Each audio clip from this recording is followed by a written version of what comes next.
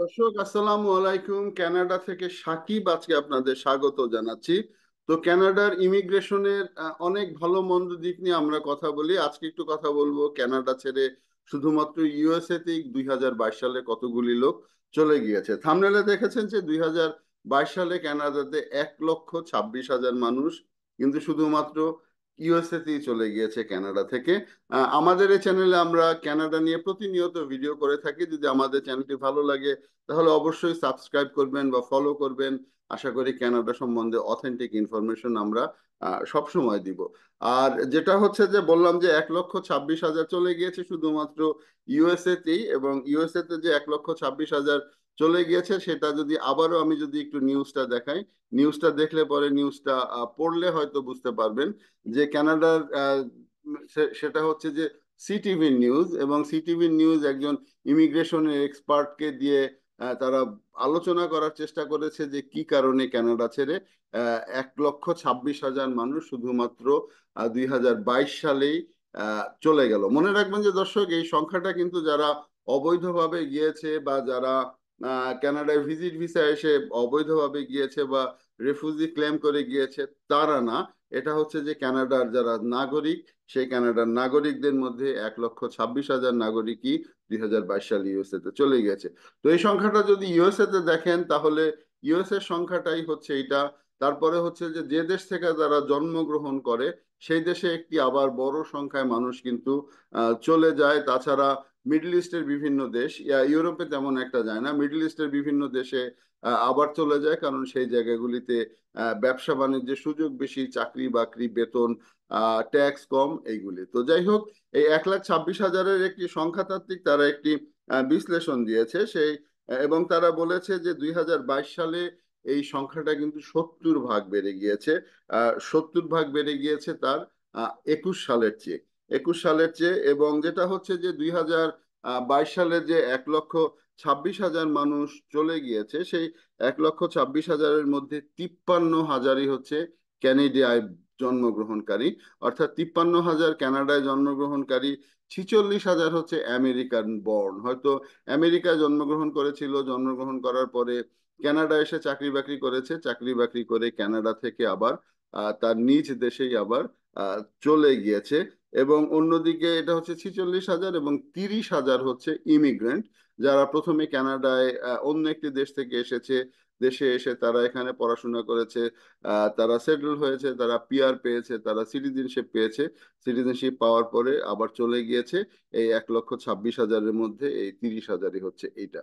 তো কেন আসলে এই সিটিভি নিউজ যে ইউএস এর যে আদমশুমারির বরাত দিয়ে বলেছিল, তো তারা কারণ বিশ্লেষণ করেছে যে আসলে বাড়ি ভাড়া বাড়ির দাম অত্যন্ত বেশি। অর্থাৎ আপনি যদি ব্রিটিশ কলম্বিয়া বা টরন্টোর মতো বড় বড় জায়গায় যান, 2 মিলিয়ন, 2.5 মিলিয়নের ডলারের কমে কিন্তু আপনি কোনো ভালো বাড়ি পাবেন না। আর অন্যদিকে আপনারা জানেন যে কানাডার ঠিক কয়েক 100 কিলোমিটারের মধ্যে, 100 কিলোমিটারের মধ্যে ইউএস বর্ডারের কানাডার অধিকাংশ লোক বসবাস করে। কানাডার বড় বড় শহরগুলি কিন্তু 100 মাইলের মধ্যে, মোটামুটি সব বড় বড় শহরগুলি ইউএসএ কানাডার, অর্থাৎ ইউএস এর বর্ডার থেকে 100 মাইলের মধ্যে কানাডার অধিকাংশ বড় বড় শহরগুলি। তো যেটা দেখা যায় যে সেটা হচ্ছে যে কানাডার দিকে যে বাড়িটার দাম 1 মিলিয়ন, 1.5 মিলিয়ন, 2.5 মিলিয়ন, সেটা কিন্তু ইউএসএ তে $500,000-এও কিন্তু পাওয়া যায়। এই হচ্ছে একটি অন্যতম কারণ, বাড়ির দাম। আর এছাড়া হচ্ছে যে মানুষ আসলে এক জায়গায় থাকতে চায় না। হয়তো আপনারা জানেন যে ইউএস এর কালচার, ক্যানেডিয়ান কালচার সব দিক থেকে অলমোস্ট সেম।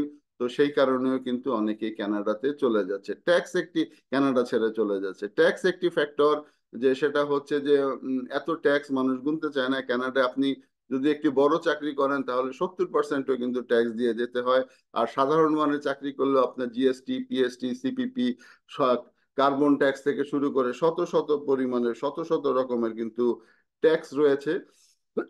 এবং সেই ট্যাক্স গুলি মানুষ কিন্তু নিতে পারে না। আর আরো একটি কজ রয়েছে, যে সেটা হচ্ছে যে চিকিৎসার দীর্ঘসূত্রিতা। কানাডায় যদি স্পেশালিস্টের কোনো চিকিৎসা নিতে যান তাহলে আপনাকে দীর্ঘ সময় অপেক্ষা করতে হয়। যদিও ফ্রি কানাডার চিকিৎসা, কিন্তু এই ফ্রি চিকিৎসার নামে কিন্তু মানুষকে অনেক সময় কানাডাতে অপেক্ষা করতে হয়। এমনও দেখা যায় যে আপনার যদি জীবন হুমকির সম্মুখীন না হয় তাহলে কিন্তু কোনো কোনো ক্ষেত্রে স্পেশালিস্টের জন্য আপনাকে 1.5 বছর 2 বছরও কিন্তু অপেক্ষা করতে হয়, যেটা ইউএসএ তে নাই। আপনি যাবেন, আপনার খুব দ্রুত চিকিৎসা হয়ে যাবে, আর যাদের টাকা রয়েছে তাদের তো কোনো কথাই নেই। তো হচ্ছে যে এটা কানাডার জন্য একটি অবশ্যই বিপদ সংকেত, কারণ একটা মানুষ কানাডায় জন্মগ্রহণ করলো, গভর্নমেন্ট তাকে 12 বছর পর্যন্ত ফ্রি পড়ালো, তারপরে ইউনিভার্সিটিতে সে লোন করে পড়লো, লোন করে পড়ার পরে তারপরে সে হয়তো ইউএসএ তে চলে গেল, যদিও লোনটা দিতে হয়, শোধ করতে হয়, কিন্তু ইউএসএ তে চলে গেল, যার ফলে কানাডার ইকোনমিতে একটি বড় ধরনের প্রভাব পড়ে। আর ইউএস এর কথা যদি বলি, যে ক্যানাডিয়ান সিটিজেনদের জন্য আপনারা জানেন যে পাসপোর্টটা শুধুমাত্র শো করলেই হয়, কোনো ঝামেলা নাই, এবং টানা এক নাগাড়ে 6 মাস থাকতে পারে ইউএসএ তে গিয়ে।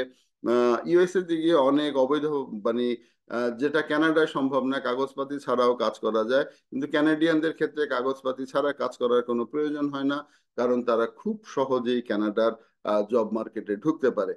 আরেকটা হচ্ছে যে কানাডার অপরচুনিটিটা খুবই কম চাকরি বাকরির, যে অপরচুনিটিটা ইউএসএ তে রয়েছে, এবং এই অপরচুনিটি কমের কারণে মানুষ কানাডাতে আসলে থাকতে চায় না।